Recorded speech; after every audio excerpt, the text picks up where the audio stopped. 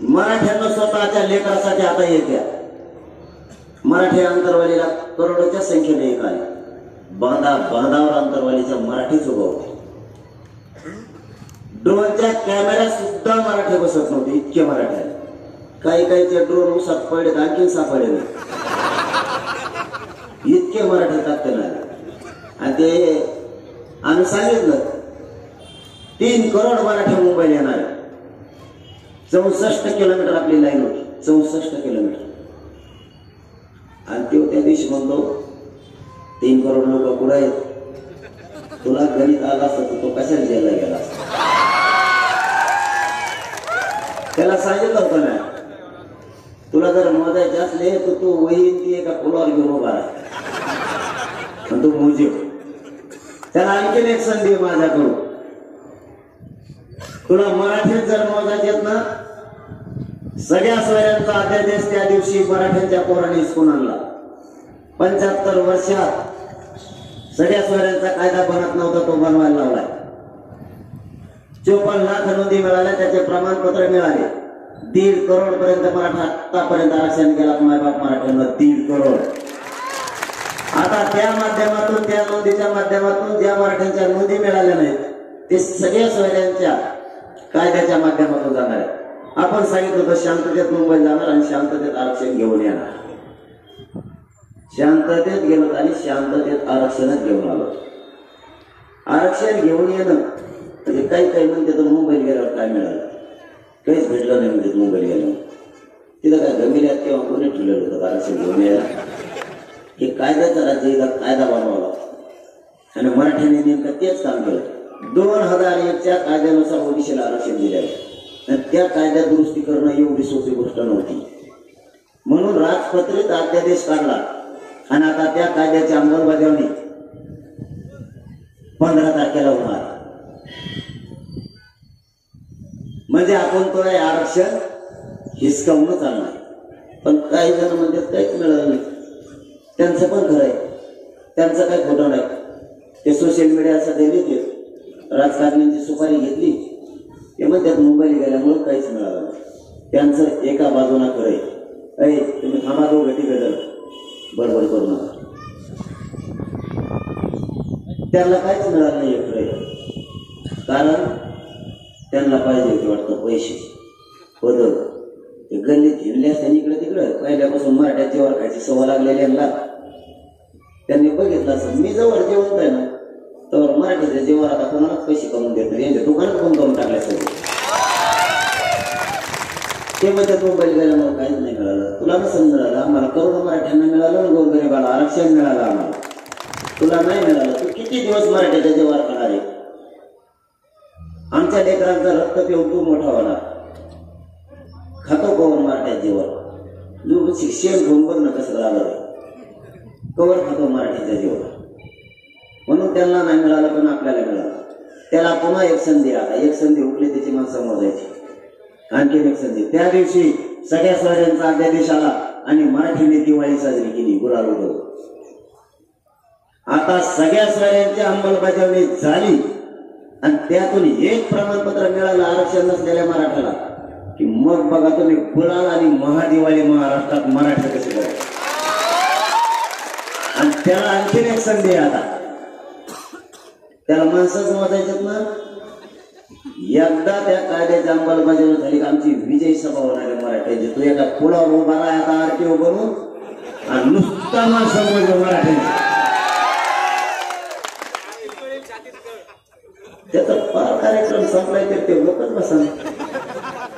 आता तर मग ते मध्ये मध्ये 2-3 दिवसात म्हणला नागरिक बांधवांनी चक्काच करू नका म्हणला. त्याला काही डोकं बी नाही, गोरगरीब लोक आहे. आमचं आणि त्यांचं चांगलं आहे. तो कशाला काढलेला होता आमच्यामध्ये? कावलीवर आपला आणि ओबीसी बांधवाचं एकदम चांगलं आहे. आपण एकमेकाच्या सुखादुखात रात्रंदिवस ते मध्येच काढलेला होतं.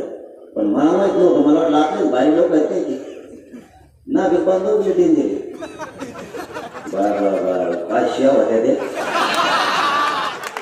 मी आता अर्धाच व्हिडिओ ऐकला, मोबाईलच फेकून द्यावा.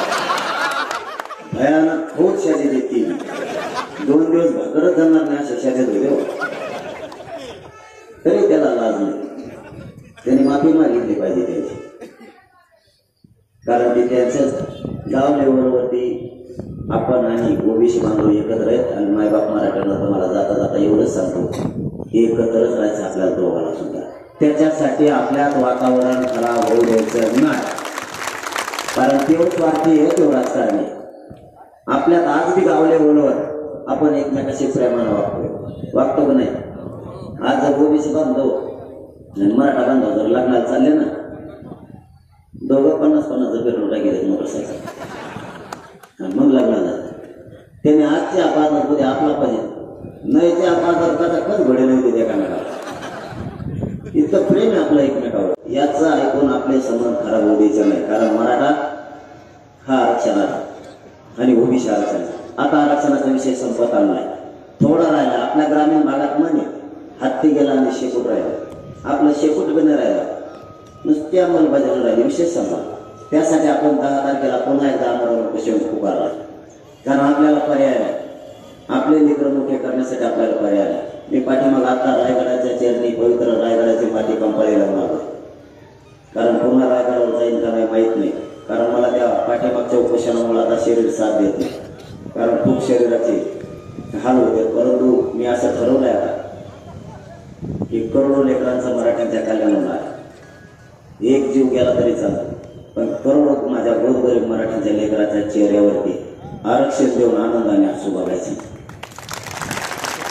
म्हणून पुन्हा एकदा 10 तारखेला आपण आमरण उपोषण पुकारलं. ते कठोर होणार आहे, कारण पुन्हा एकदा आपण आपला जीव तळाला घेतलाय. कारण जगायचं या मराठा समाजासाठी आणि मरायचं पण मराठा समाजासाठी. ताकदीनं लढायचं. आणि मी ज्या समाजाला मायबाप म्हणला त्याच्याशी गद्दारी करणारी पैदा समाजाची नाही.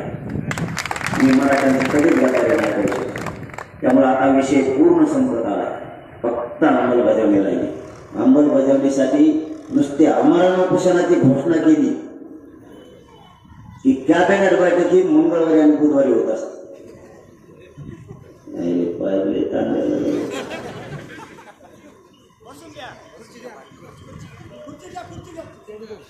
मंगळवारी आणि बुधवारी कॅबिनेट होत असते, पण कॅबिनेट यावेळेस मग सोमवारी झाली. कालची झाली का नाही, एवढा मराठ्यांचा धसका सरकारने घेतलेला.